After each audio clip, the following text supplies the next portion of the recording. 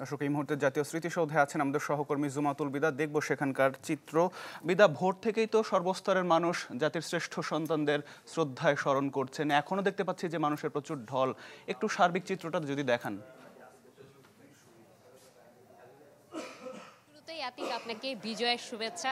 বিজয়ের ঠিক এই দিনে সকাল থেকেই হাজারো মানুষের ঢল নেমেছে জাতীয় স্মৃতিসৌধে এবং এখানে কিন্তু তারা এসেছেন শ্রদ্ধা জানাতে, ফুলেল শ্রদ্ধা জানিয়েছেন, দুদণ্ড দাঁড়িয়ে স্মরণ করেছেন জাতির সূর্য সন্তানদের, যারা নিজেদের ব্যক্তি স্বার্থ থেকে শুরু করে সব স্বার্থ উপেক্ষা করে নিজের জীবন বিলিয়ে দিয়েছেন দেশের এবং তারা পাশাপাশি প্রার্থনা করেছেন যে এই যেই স্বপ্ন লালন করেছেন তারা, সেই লালনকৃত স্বপ্নকে বুকে আগলে রেখে যাতে আগামীর দিনে বাংলাদেশে এগিয়ে যেতে পারে, সেই প্রত্যয় যাতে আগামীর প্রজন্ম নিতে পারে, সেই প্রার্থনাটুকু তারা করেছেন।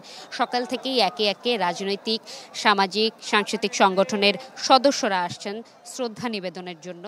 ঠিক এই মুহূর্তে নাগরিক ঐক্য, তারপরে ঢালাইয়ের সেরা প্রিমিয়ার সিমেন্ট, বাংলাদেশ সমাজতান্ত্রিক দল, বাসদ থেকে শুরু করে বিভিন্ন রাজনৈতিক দল শ্রদ্ধা জানিয়ে যাচ্ছেন। কিছু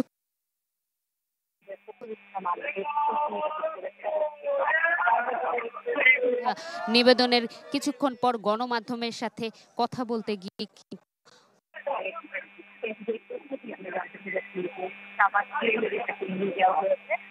তাকে নিয়ে যাওয়া হয়েছে এবং এখানে আসলে এত বেশি মানুষ এবং সাধারণের ঢল তৈরি হয়েছে, যার কারণে একটি বলা চলে যে হয়তো কোনো কারণে, বয়সজনিত হয়তো কোনো কারণে উনি অজ্ঞান হয়ে গিয়েছেন। এবং আরেকটি বিষয় জানিয়ে রাখি, যেখানে সাধারণ মানুষ আসছেন তারা কিন্তু তাদের প্রার্থনার জায়গাটুকু জানাচ্ছেন এবং তারা জানিয়েছেন যে ভেদাভেদ ভুলে দলমত নির্বিশেষে সবাই যাতে ঐক্যবদ্ধ হয়ে আগামীর বাংলাদেশ বিনির্মাণে এগিয়ে যেতে পারে, সেই প্রত্যয়টুকু ব্যক্ত করেছেন দৃঢ় কণ্ঠে। এই ছিল আতিক আমার কাছে সর্বশেষ।